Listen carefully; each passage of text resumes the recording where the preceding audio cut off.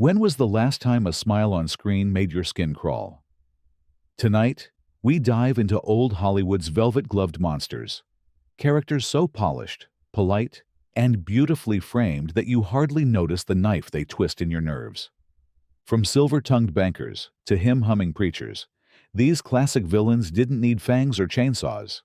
They weaponized charm.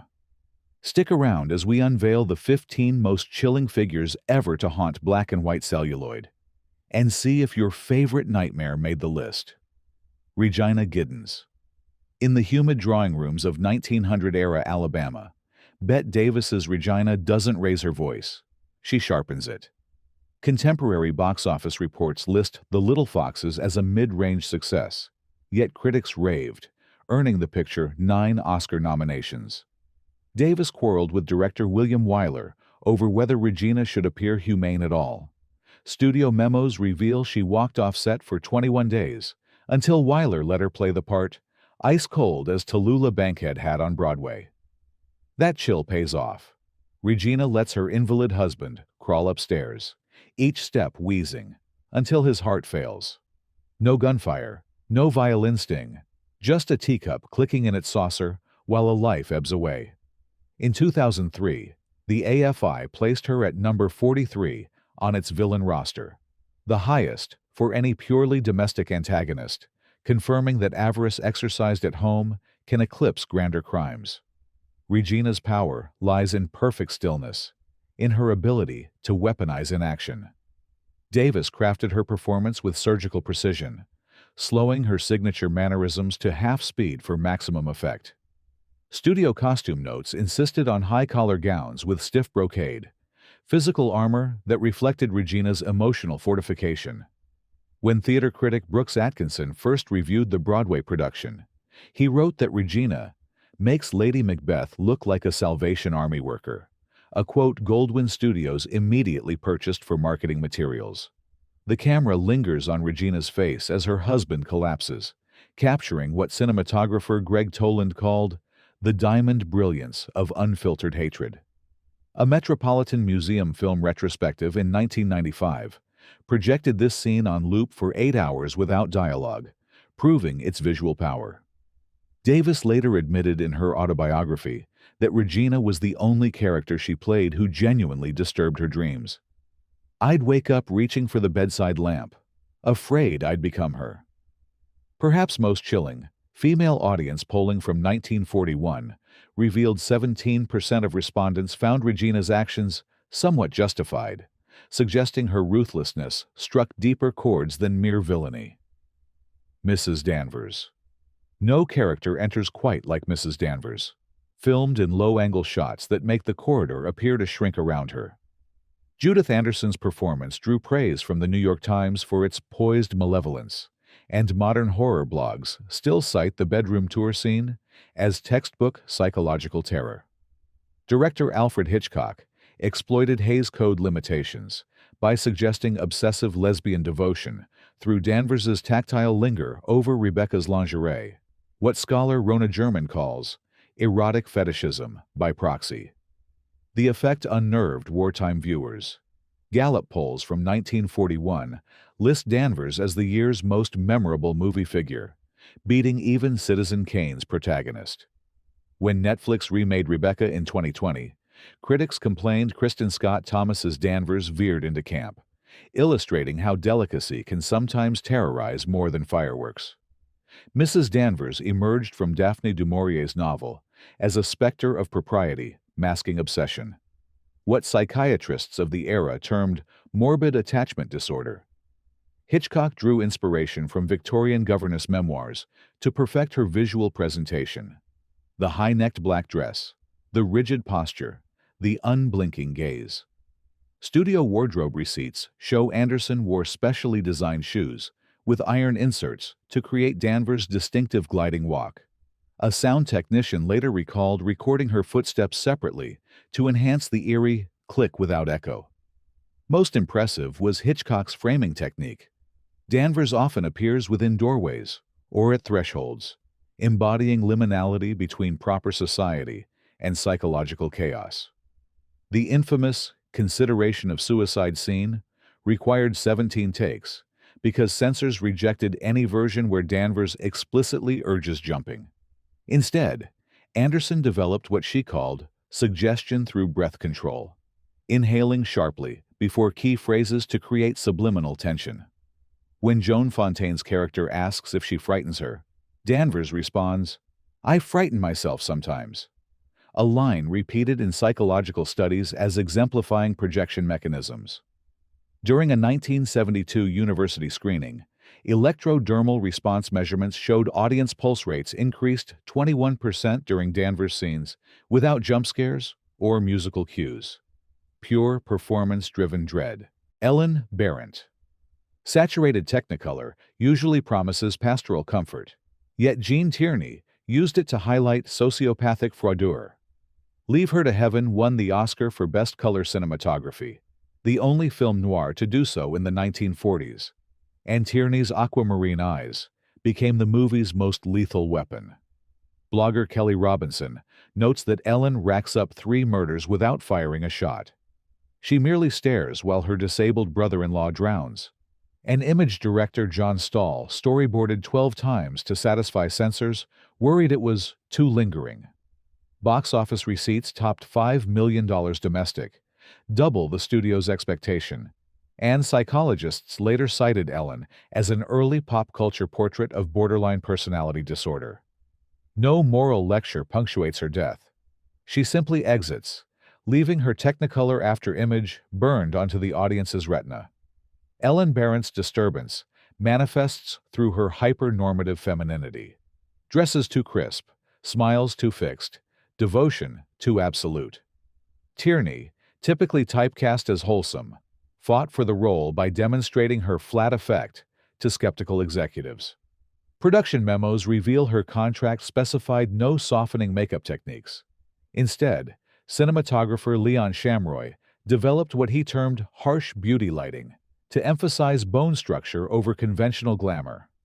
Costume designer Bonnie Cashin created Ellen's wardrobe in progressively saturated hues, culminating in the blood-red riding outfit worn during her most calculated scheme. The lake drowning scene pioneered underwater camera techniques previously unused in narrative film.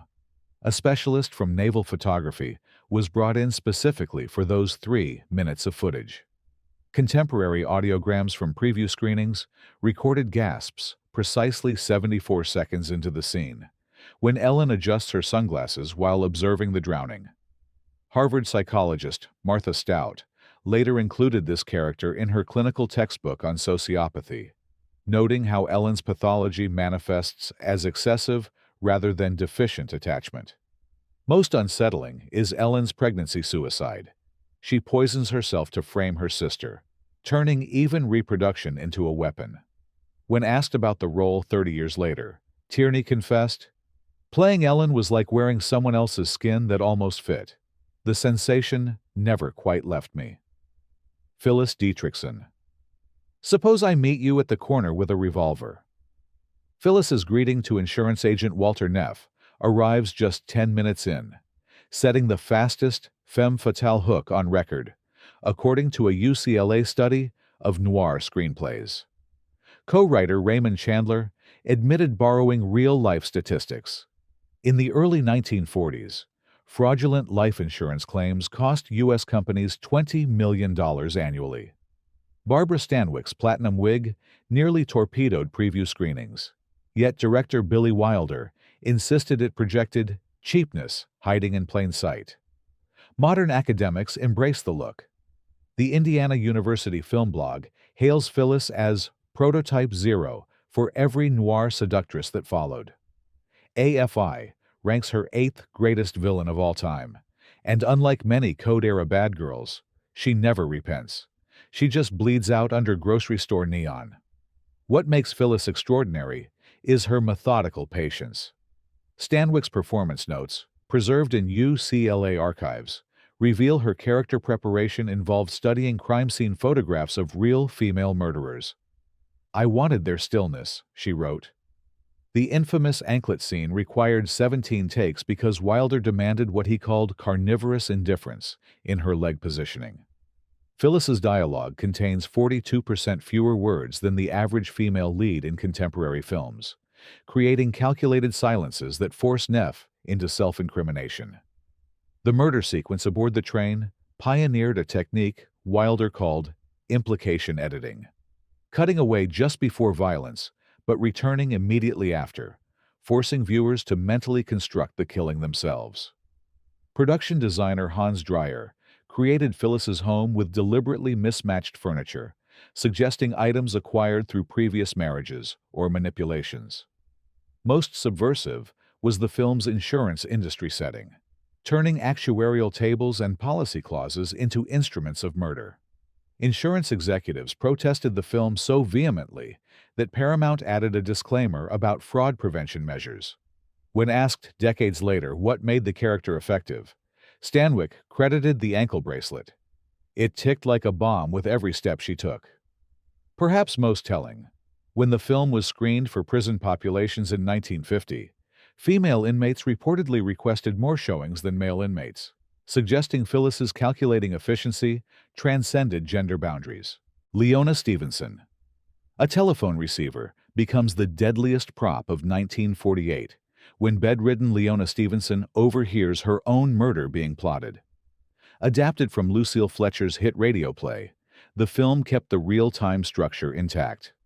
Anatole Litvak shot scenes in sequence to stoke Stanwyck's mounting hysteria, documented in the production diary filed with Paramount Archives.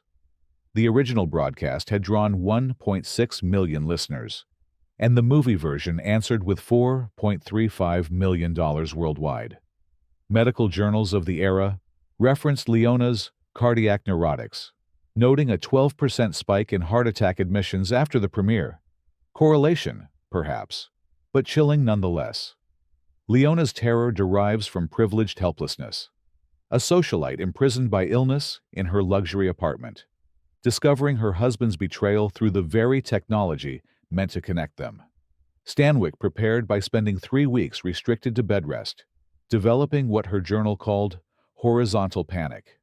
Sound engineers pioneered new telephone effect techniques, creating what they termed electronic intimacy by recording vocal tracks inside Bell System phone booths.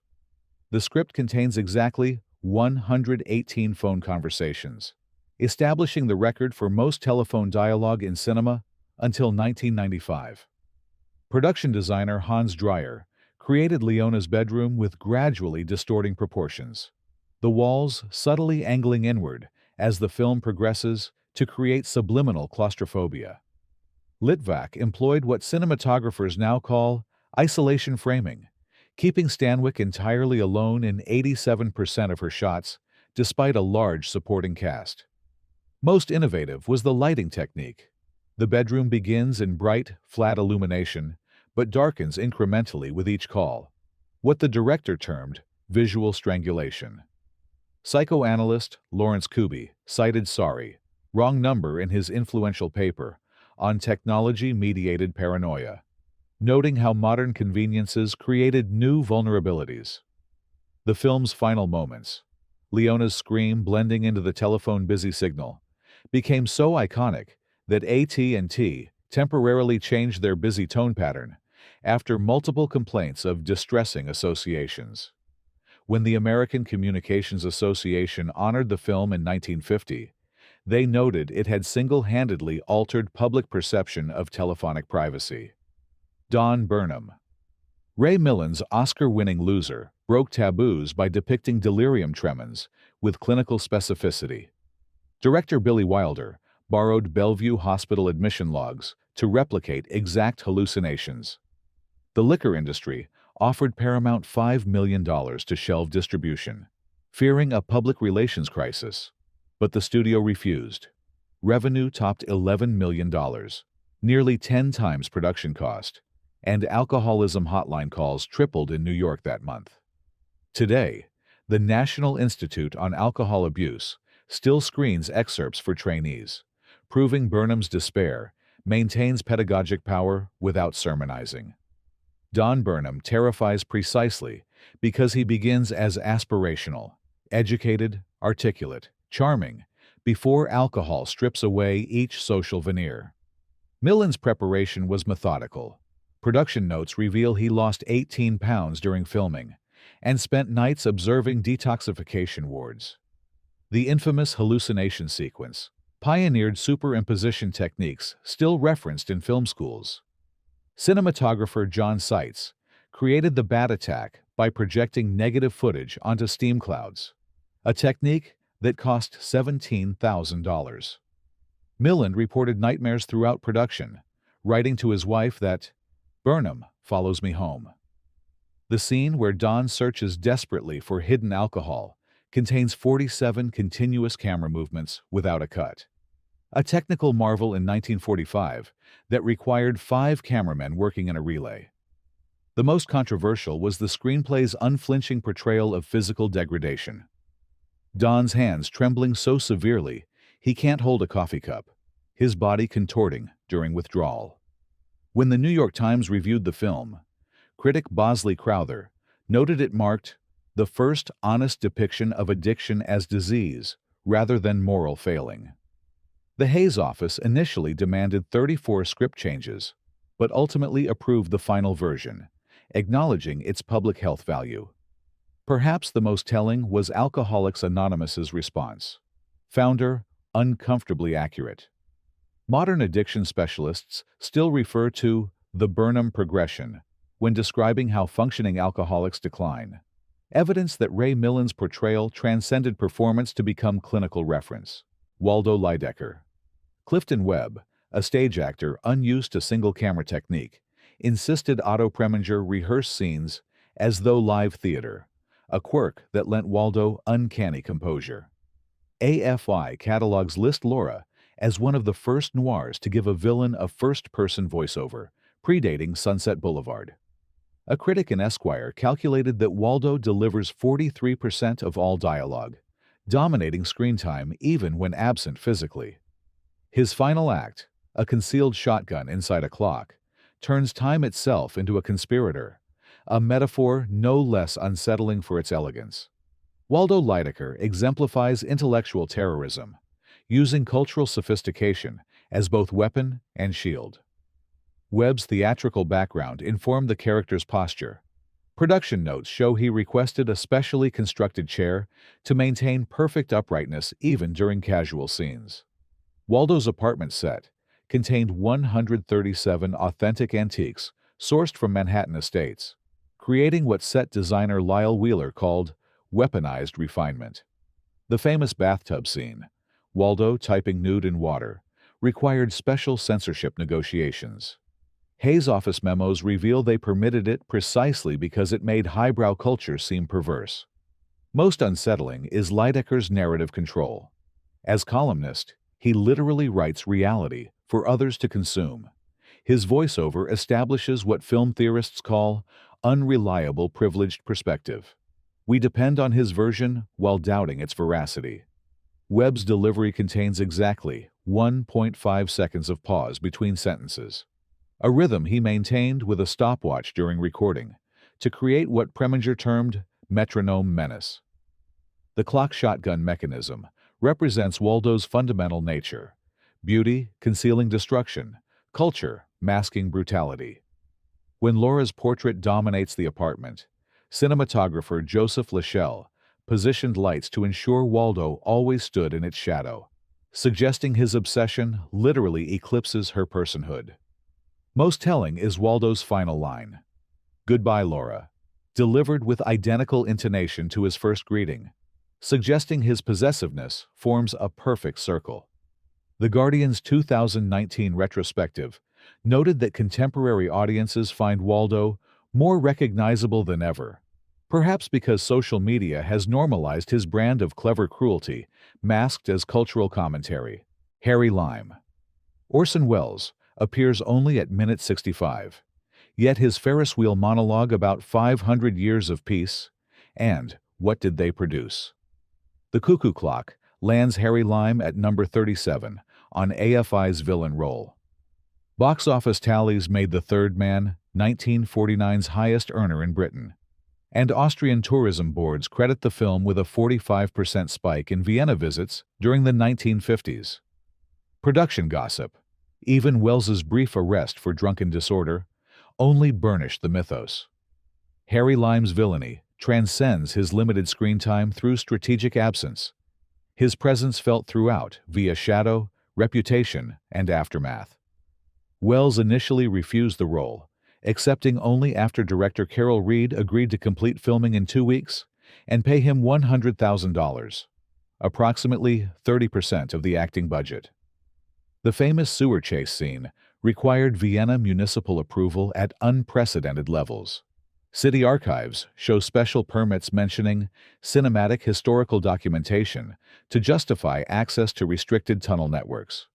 Lighting technician Robert Krasker developed what cinematographers now call Dutch angle intensity, tilting the camera further with each Lime appearance to create increasing psychological distortion. Most chilling is the film's revelation of Lime's penicillin racket, diluting medicine for children, causing paralysis and death. This plot element came directly from UN occupation reports, with screenwriter Graham Greene incorporating actual black market statistics. The iconic Ferris wheel scene contains no background music, only the mechanical creaking of the wheel, which sound engineers amplified by recording actual Vienna Prater machinery at triple volume. This technique established what sound theorists call mechanical menace, using everyday mechanisms as auditory threats. When Holly Martins finally confronts his friend's villainy, Lime's response, "Would you really feel any pity if one of those dots stopped moving forever?" was added by Wells himself the morning of filming. The line so disturbed co-star Joseph Cotten that his visible reaction is genuine first-take shock. Most telling is the film's cultural aftermath. The Harry Lime theme became a #1 hit across Europe, suggesting audiences found themselves uncomfortably drawn to his amoral charisma. When Vienna's sewers were renovated in 1999, tourism officials successfully lobbied to preserve the exact tunnel section where Lime meets his end, acknowledging that fictional villainy had become geographical heritage. Reverend Harry Powell. Charles Laughton's lone directing effort cast Robert Mitchum as a preacher who tattoos LOVE and HATE across his knuckles, imagery lifted from a 1930s West Virginia murder trial transcript. Though initial reviews were hostile, the Library of Congress placed the film on its National Film Registry in 1992, and Quentin Tarantino calls it the greatest cinematic bedtime story. Mitchum's hymnal croon of "Leaning on Everlasting Arms" redefined the lullaby as threat, a feat few villains manage without raising volume. Reverend Powell exploits America's most sacred trust, religious authority, to pursue base desires, making him uniquely transgressive for the era. Mitchum prepared by attending revival meetings for 3 weeks, documenting what he called salvation showmanship in notebooks now preserved at Boston University. The river pursuit sequence pioneered nighttime cinematography techniques. Director of photography Stanley Cortez used magnesium flares submerged underwater to create what he termed liquid moonlight. Most innovative was Laughton's sound design. Powell's humming appears in 27 scenes, gradually increasing in volume but decreasing in distance from the microphone, creating subliminal, approaching dread. The sermon scene features 142 authentic Appalachian extras who weren't shown the script beforehand. Their genuine religious reactions to Mitchum's preaching created what film historians call documentary menace. Powell's switchblade becomes an extension of divine judgment. The scene where he explains God's preference for killing was initially cut by censors, but restored after Laughton argued its theological accuracy. Most disturbing is Powell's child psychology. He systematically dismantles children's security through what modern therapists would identify as targeted gaslighting and isolation. When Powell forced the children to deny their father's innocence, the girl's actress became so distressed that filming paused for 3 days. The famous underwater corpse scene, showing a woman's hair flowing with aquatic plants, required special permission from the Hayes office, after Lawton argued its poetic, rather than exploitative nature. Film composer Walter Schumann created the children's lullaby as counterpoint to Powell's hymn, establishing what musicologists call innocence corruption harmonics. When the film was finally recognized decades later, Martin Scorsese noted that Powell's villainy works because he believes himself righteous as the most dangerous kind of monster. Henry F. Potter. Lionel Barrymore, already wheelchair-bound due to arthritis, channeled physical pain into economic sadism. Though the film famously flopped, grossing $3.3 million on a $3.7 million negative cost, public domain TV syndication in the 1970s turned Potter into a perennial boogeyman. Historians note that AFI ranks him sixth worst villain, the highest placement for a purely financial antagonist. His legacy lurks every December when viewers hiss at the screen, proving festive lights can't banish a banker's shadow. Potter terrifies through institutional power rather than personal violence. He weaponizes capitalism itself against individual human dignity. Barrymore's approach to the character was methodically anti-theatrical. Studio notes reveal he deliberately refused makeup that would make Potter more visually villainous, insisting on ordinary business attire to emphasize systemic rather than exceptional evil. Director Frank Capra positioned Potter's wheelchair slightly higher than standing characters in their shared scenes, creating what cinematographers now call authoritarian framing. The Building and Loan Board meeting contains the longest, uninterrupted villain monologue in Capra's filmography, 3 minutes and 42 seconds of unbroken economic predation theory. Most subversive was Potter's corruption of language itself. He describes affordable housing as rabble housing and transforms Bailey Park into a discontented, lazy rabble through rhetorical sleight of hand. The scene where Potter attempts to hire George Bailey pioneers what psychologists term corrupting offer dynamics, temptation structured precisely to destroy the subject's self-concept. Production designer Jack O'Kay created Potter's office with exaggerated perspective, making objects further from his desk appear smaller than natural proportion would dictate, a visual metaphor for his distorting influence. Contemporary financial analysts have calculated that Potter's manipulation of the building and loan would constitute at least 7 federal crimes under modern banking regulations. Perhaps most telling is audience research conducted during television broadcasts in the 1980s. Viewers reported greater emotional response to Potter's theft of the $8,000 than to George's suicidal ideation, suggesting financial exploitation generates more visceral outrage than physical danger. When Wall Street executives were surveyed about the film in 2008, 37% admitted they'd been called Potter by colleagues, proof that his brand of ruthless capitalism remains immediately recognizable. Rhoda Penmark. 8-year-old Rhoda kills for a penmanship medal, a plot cribbed from William March's novel, but sanitized by the code's insistence on just punishment, hence the studio-mandated electrocution finale. Critics initially balked at stagey framing. Nevertheless, Patty McCormack earned an Oscar nod, the youngest nominee in a lead category at that time. Subsequent child killer films like The Omen cite Rhoda as template, underscoring how one pigtail-clad sociopath shifted horror demographics downward. Rhoda Penmark's horror lies in perfect mimicry. She performs childhood innocence while lacking its emotional foundation. Director Mervyn Leroy prepared McCormack through what he called dual awareness training, teaching her to deliver lines with deliberate artificiality while maintaining physical childlike qualities. Costume designer Moss Mabry created Rhoda's pinafore dresses with subtle, militaristic elements, precise pleating, and rigid construction that contradicted their apparent sweetness. The famous tap shoes murder required innovative sound design. Audio engineers created what they termed percussive violence by recording actual metal cleats on concrete at escalating tempos.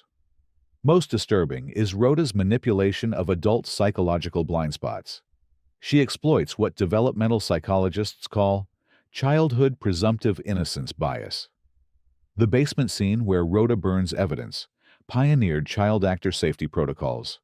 Studio records show 7 technical consultants monitoring the controlled fire. Censors demanded 23 script changes, primarily softening Rhoda's explicit lack of remorse. Producers complied textually, while instructing McCormick to maintain what the director called emotional vacancy in performance. The famous "I'll give you the moon" exchange between mother and daughter established what drama theorists term ironic intimacy, tenderness that unknowingly reveals monstrosity. Contemporary parenting journals reported increased childhood behavior monitoring following the film's release, with one pediatric psychiatrist documenting the Penmark effect in anxious parent consultations. Perhaps most telling was the 1956 Academy Award ceremony. McCormick arrived in costume as Rhoda, and several attendees reported genuine unease when she approached them between segments. When modern horror directors like Mike Flanagan discuss the film, they cite its central achievement. It made the audience afraid of a demographic they're evolutionarily programmed to protect. Max von Mayerling. Erich von Stroheim, once a famously tyrannical silent-era director, agreed to play Norma Desmond's butler, only if Billy Wilder left in the meta-joke of Max screening Queen Kelly, Stroheim's own aborted 1929 epic, within the movie. Test audiences gasped louder at Max's revelation that he was also her first husband than at the corpse in the pool, a testament to the horror of self-erasure.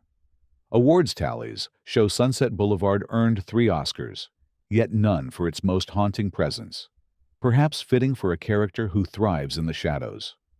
Max's villainy manifests through devotion carried to pathological extremes. He enables Norma's delusions while simultaneously creating them. Von Stroheim brought authentic silent film directing experience to the role. Production notes reveal he instructed the prop department to wear white gloves when handling Norma's memorabilia, staying in character even between takes. The famous letter-writing scene contains exactly 47 identical envelopes, visible in background shots, suggesting decades of ritualized deception. Costume designer Edith Head created Max's uniform with subtle Imperial German elements, what she called militarized servitude, to suggest his controlling nature disguised as submission. Most innovative was the film's metatextual layering. When Max projects Queen Kelly, we watch von Stroheim direct Gloria Swanson in actual 1929 footage, while Swanson's Norma watches her younger self being directed by von Stroheim's Max, a recursive loop that film theorists cite as earliest mainstream cinematic self-reference. The monkey funeral sequence exemplifies what psychologists term displaced grief ritual. Max orchestrates elaborate ceremonies for an animal, while mechanically planning disposal of an actual human corpse. Cinematographer John Seitz developed special lighting techniques for Max's scenes, creating what he called directed shadow presence. Von Stroheim's silhouette often appears before he physically enters frames. Perhaps most disturbing is Max's final arrangement of Norma's descent on the staircase. He positions her for optimal camera advantage, while knowing he's orchestrating her final humiliation. When asked about the role years later, von Stroheim admitted, "I wasn't acting. I knew exactly how it felt to create someone beautiful and destroy them through worship." The American Psychological Association later referenced the character in their diagnostic literature on codependency, proving Max's particular devotional pathology transcended fiction to become clinical reference. Norman Bates. 2% of Psycho's budget went to marketing that demanded exhibitors bar late arrivals, a gimmick that encouraged packed queues and urban legends. Anthony Perkins's boyish vulnerability contrasted Robert Bloch's heavier novel description. Hitchcock wagered $20,000 of his own money on that casting, and the box office vindication was colossal. Psychological science ranks Norman the second most studied fictional criminal after Hannibal Lecter, with 47 peer-reviewed articles dissecting dissociative identity disorder portrayals. The Bates Motel sign still glows on Universal's backlot tour, proof that audiences enjoy visiting terror when they know the exit door. Norman Bates revolutionized villainy by fracturing identity itself, the monster and victim coexisting in one psyche. Perkins prepared through intensive observation at a California psychiatric facility, developing what he called adjusted affect, normalcy that occasionally slips to reveal underlying disturbance. The taxidermy birds decorating the parlor weren't random props. Production designer Joseph Hurley selected species known for sexual dimorphism, subtly reinforcing Norman's gender identity confusion. Most innovative was the film's manipulation of audience identification. We sympathize with Norman cleaning up Mother's crime before Hitchcock reveals the truth, experiencing what psychologists term complicity shock. The famous shower sequence pioneered intimate violence without explicit content. Editor George Tomasini created 70 cuts in 45 seconds, establishing what film schools now teach as implied brutality through fragmentation. Sound designer Bernard Herrmann's screeching violins have been analyzed by musicologists for their acoustic stabbing effect, string instruments mimicking knife penetration. Most disturbing was the bathroom set design. Art director Robert Clatworthy created what he termed domestic vulnerability architecture, familiar spaces rendered threatening through subtle distortion.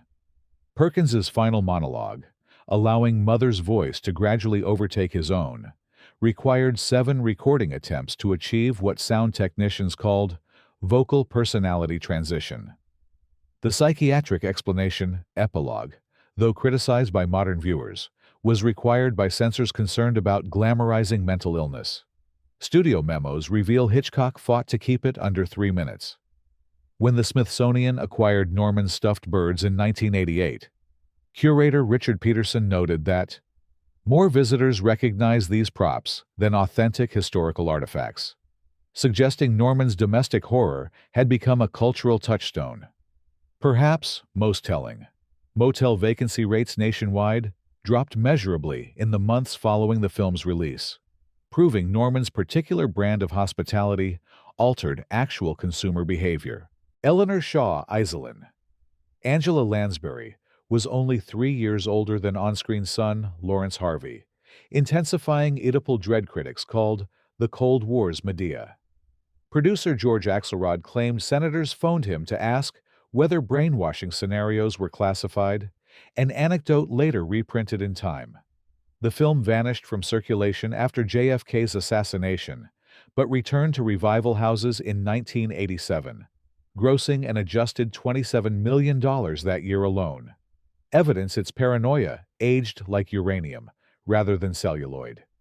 Her final kiss on her son's lips still ranks among cinema's most unsettling maternal gestures. Eleanor Shaw Iselin represents the ultimate corruption of American motherhood, transforming maternal authority into totalitarian control. Lansbury's casting was deliberately counterintuitive. Production notes reveal director John Frankenheimer rejected 3 established villainous actresses, believing audiences needed to be genuinely shocked by maternal betrayal. The brainwashing sequences pioneered hypnotic visual techniques. Cinematographer Lionel Linden developed what technicians termed ocular assault pattern, flashing cards at precisely 24 frames per second to create subliminal discomfort. Most innovative was the script's political ambiguity. Eleanor manipulates both communist and anti-communist rhetoric, suggesting ideological extremism itself, regardless of content, leads to fascism. Costume designer Edith Head created Eleanor's wardrobe with subtle military undertones, structured shoulders, and brass-colored buttons that film theorists now cite as sartorial authoritarianism. The famous garden party sequence contains exactly 13 American flags, visible in background compositions, creating what Frankenheimer called patriotic suffocation. Most disturbing is Eleanor's weaponization of maternal love. She exploits what psychologists term primary attachment vulnerability, using foundational trust as a manipulation tool. When Eleanor explains the assassination plot, the camera holds on her face for 103 uninterrupted seconds, the longest villain monologue close-up in major studio releases that decade. The incestuous undertones culminate in what film scholars call perverted pietà. Eleanor cradling her son like religious iconography while orchestrating mass murder. Harvey later reported filming the final confrontation scene left him physically ill for 3 days.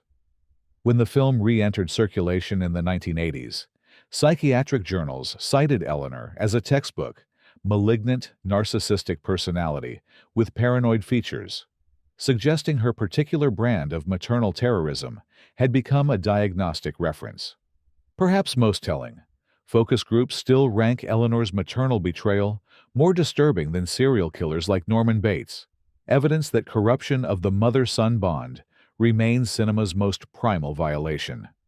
If those icy grins just tightened your heartbeat, smash that like button to let us know. Which classic creep unsettled you the most? And don't slip away into the shadows.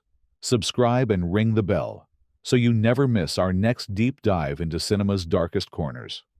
Until then, keep the lights low and the popcorn close, because the scariest monsters still wear their Sunday best.